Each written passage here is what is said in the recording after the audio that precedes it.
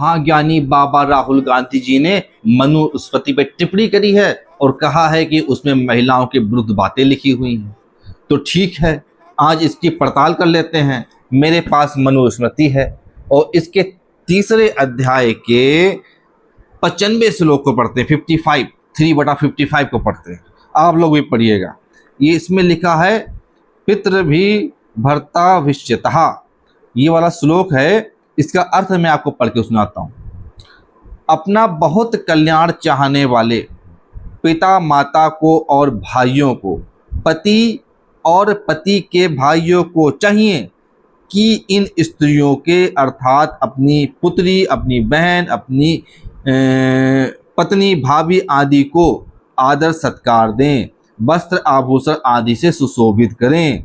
अर्थात पिता, भ्राता, पति और देवर योग्य है कि अपनी कन्या, बहन, अपनी स्त्री, अपनी भौजाई आदि स्त्रियों की सदा पूजा करें।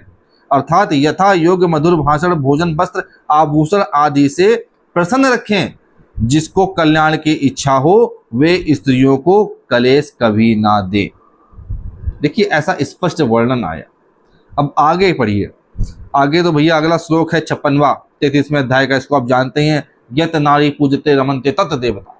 ठीक है, अब आगे आ जाते हैं। आगे 57 वाला श्लोक पढ़ते हैं, तीसरे अध्याय का, मनुस्मृति का। ये मैं वही पढ़ रहा हूँ, मनुस्मृति, आप देख लीजिए और मैं आपको नीचे कोशिश करूंगा स्क्रीनशॉट देने की। सोचंती जामतो अत विष्यंतः, ये वाला श्लोक है जिसके नीचे इसका अर्थ लिखा हुआ है।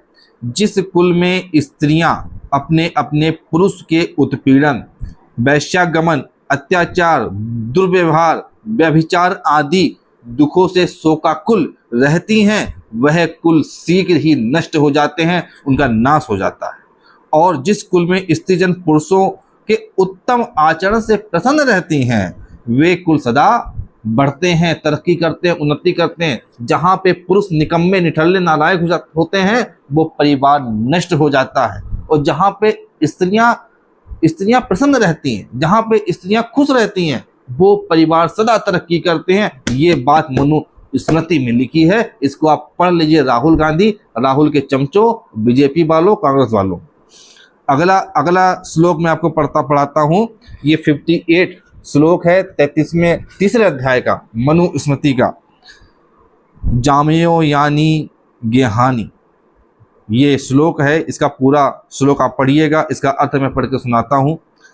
परिवार में अस्त्रत अर्थात निरादर और तिरस्कार प्राप्त करने वाली स्त्रियां जिन घरों को शाप देती हैं, अर्थात क्रोधित होकर कोसती हैं और अनिष्ट करने को उद्यत हो जाती हैं, तब वे कुल सभी प्रकार से सामूहिक विनाश करने वाली भयंकर दुर्घटना से जैसे सब एक साथ नष्ट हो जाते हैं, ऐसे वे कुल भी नष्ट हो जाते हैं जहाँ पे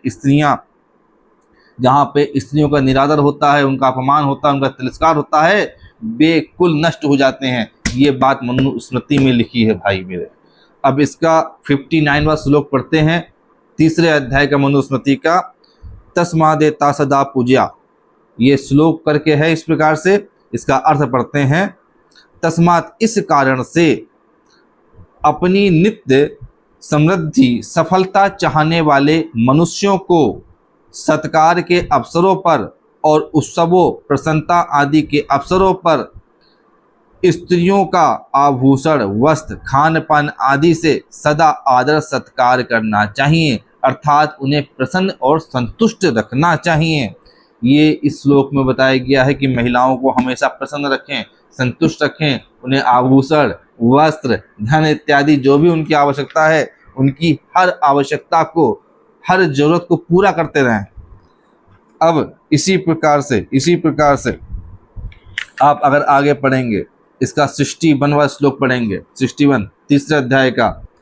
यदि ही स्त्री ना रोचत, बहुत अच्छा श्लोक है। इसको पढ़िएगा, ध्यान दीजिएगा इसके अर्थ पर। इसका अर्थ लिखा है, निश्चित ही यदि स्त्री संतुष्ट प्रसन्न ना रहे तो वह पुरुष को भी संतुष्ट प्रसन्न नहीं रख सकती। परिणाम स्वरूप पुरुष की असंतुष्टि से काम उत्पत्ति न होने से प्रजनन क्रिया में प्रवृत्ति नहीं होती है और उससे संतान नहीं होती है, अथवा स्वास्थ्य श्रेष्ठ संतान नहीं होती है। अतः स्त्री को प्रथमता आवश्यक है। स्त्री को प्रसन्न रखें, अन्यथा संतान उत्पन्न नहीं होगी। और आगे ऋषि अर्थ करते हैं, इसको पढ़िएगा। जहाँ पे स्त्रियां प्रसन्न नहीं रहती हैं, खुश नहीं रहती हैं, कलह कलेश होता है, उस परिवार में संतान की उत्पत्ति नहीं होती। और यदि संतान की उत्पत्ति होती भी है तो वह संतान प्रायः दुष्ट होती है, निकम्मी होती है। अपने माता पिता को वो संतान सुख प्रदान नहीं करती है। यानी कि अपने घर की महिलाओं को, स्त्रियों को सदा खुश रखें, प्रसन्न रखें, ऐसा इसमें उद्देश्य बताया गया है। वैज्ञानिक और मनोवैज्ञानिक इसका प्रभाव बताया गया है इस श्लोक में। आगे आप 62वां श्लोक पढ़ लीजिए। स्त्रिया तु रोमचा नया करके श्लोक है, इसका अर्थ आपको पढ़ाते हैं। स्त्री की प्रसन्नता से उस संपूर्ण कुल में प्रसन्नता आ जाती है। स्त्री के अप्रसन्न व शोकग्रस्त होने पर घर में कुछ भी प्रसन्नदायक नहीं लगता।